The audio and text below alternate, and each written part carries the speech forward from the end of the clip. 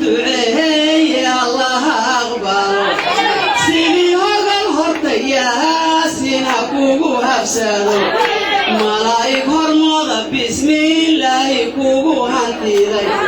تبارك حروف حايدان لغا غير جابا مستورا ربي غيها كوكو حفيدو munaasabad si weyn loo soo agaasimay oo lagu soo dhaweynayay aqoonsiga dowlad goboleedka Khaatume State of Somalia ay aqoonsatay dowladda federaalka ku meel gaarka ee Soomaaliya ayaa ka dhacday magaalada Muqdisho kaasoo ay ka soo qayb galeen xildhibaano ka tirsan kuwa federaalka ku meel gaarka ee Soomaaliya wasiirro ka tirsan xukuumadda federaalka ku meel gaarka ee Soomaaliya ururka haweenka qaranka Soomaaliyeed mas'uuliyiin ka socday xisbiyada siyaasadeed ka jira dalka odayaal dhaqameedka Soomaaliyeed iyo waliba mas'uuliyiin iyo isimada maamulka Khaatume State of Somalia iyo kooxaha fanaaniinta qaranka Soomaaliyeed munaasabadan ayaa ugu horeyntii waxa daafuray Mukhtaar Umar Xaashi oo kamid ah wafuudda Khaatume State ee ku sugan magaalada Muqdisho inta iga maqnayahay ku soo dhawaada qalbi furan iyo gacmo furan qaybta labaad soo dhaweynta kasoo waxaan uga gudbayaa runtii mahadnaq waayo waxa weeyaan waxaan ugu waajibaa kasoo qaybgalkiina danihiina waliba maalin sabtiya aad annaga dartay u soo baajiseen idinkoo taageeraya qaybaha bulshada ee kala duwan Khaatume State of Somalia iyo intii aad soo marteen mid soo dhaweeyay mid baabuur soo raacayba inaan idinka mahadinayno taageerada guud iyo midda gaarka ah ee Soomaaliya inay isku xidhnaato iyo dhalashada Khaatume State of Somalia رئيس وزراء هوري حكومة فدرالك ku meel gaarka ee Soomaaliya mudane Cabdiweli Cilmi Goonjeex oo qayb ka ahaa munaasabadan ayaa aad u soo dhaweeyay maamulka Khaatume State of Somalia isla markaana xusay in maamulkani uu taagan yahay midnimada ummadda Soomaaliyeed isagoo carabka ku dhuftay magaalada taariikhiga ah ee Taleex oo sheegay inay tahay magaalo uu ooyeysa midnimada ummadda Soomaaliyeed isla markaana uu dhankiisa kala weeyo aniga waxa iiga baxay baan rabaa inaan idin sheego Khaatume waxay tiri anigu laba wax baan rabaa waxaan rabaa waxa weeye inaan tashado oo ismaamulo oo maxaan ku ilaahdaa inta Soomaali wax la yaqaan ku heshiinaysa anoo jiro ismaamulay inaan Soomaalinimo goobo Khaatume waxay tiri waxaan rabaa midnimada Soomaaliya Soomaali oo midah oo wada jirtaan rabaa xildhibaan Cabdilaahi Geedi Shadoor oo ka tirsan mudanayaasha baarlamaanka federaalka ku meel gaarka ee Soomaaliya oo kamid ahaa dadkii tirada badnaa ay munaasabadan hadalka ka soo jeediyay ayaa isna xusay dhankiisa inay Khaatume ku garab taagan yihiin jiritaanka midnimada ummadda Soomaaliyeed bala waxa uu yimid nin raga oo raba inuu wax wanaajiyo wanaaga oo sidana si fiican loogu farxay oo farxad weyn lagu soo dhaweeyay ninkaas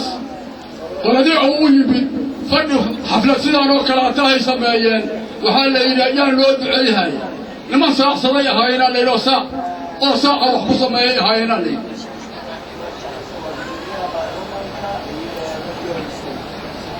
nimanka saacsada oo markaasoo kaleeto saacadaha iyo xilliga iyo xiddigaha fiirshaah waxay yeelaan tilmaamay dadka siiyaan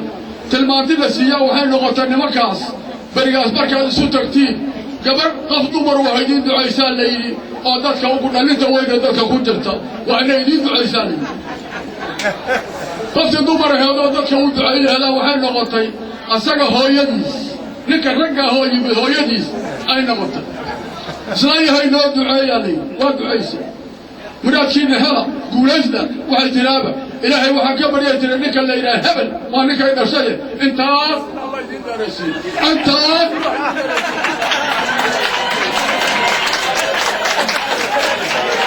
وانا ويلكاري ما وقع ويلكاري مصور waxaa isna goobtaasi hadal ka jeediyay gudoomiyaha xisbiga siyaasiga ee nabadda Cabdilaahi Sheekh Xasan oo sheegay inuu maamulka Khaatume ka raali gelinayo warqad la sheegay in lagu daabacay qaar kamid ah warbaahinta Soomaalida isla markaana tilmaamay in xukuumadda ay ku jiraan mas-uuliyiin ama dad subaxdiina hadlo war sheega galabtiina war sheega waa siduu hadalka u dhigay balse uu tilmaamay inay qaadanayaan hadalkii hore ee uu ku dhawaaqay madaxweynaha dowladda federaalka ku-meelgaarka ee Soomaaliya Shariif Sheekh Axmed ee ahaa aqoonsiga maamulka Khaatume State of Soomaaliya. Khaatume State madaxdeeda iyo mas'uuliyiinteeda dhan iyo shacabka taageera ee halkan u yimid inay Soomaaliya midowdo oo ay ka baxdo waxyaabihii la sheegay in Soomaaliya kala go'daan.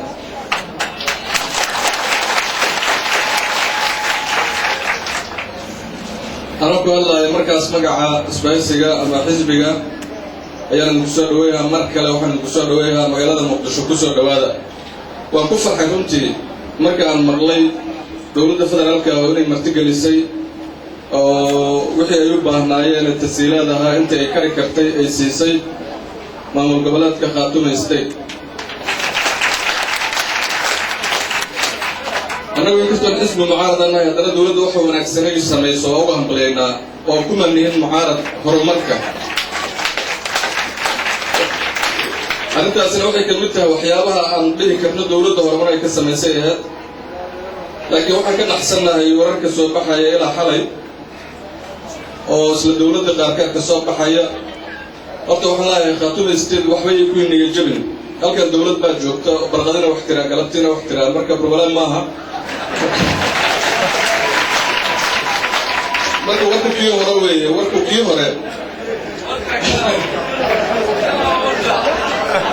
kan kalamaynan maqal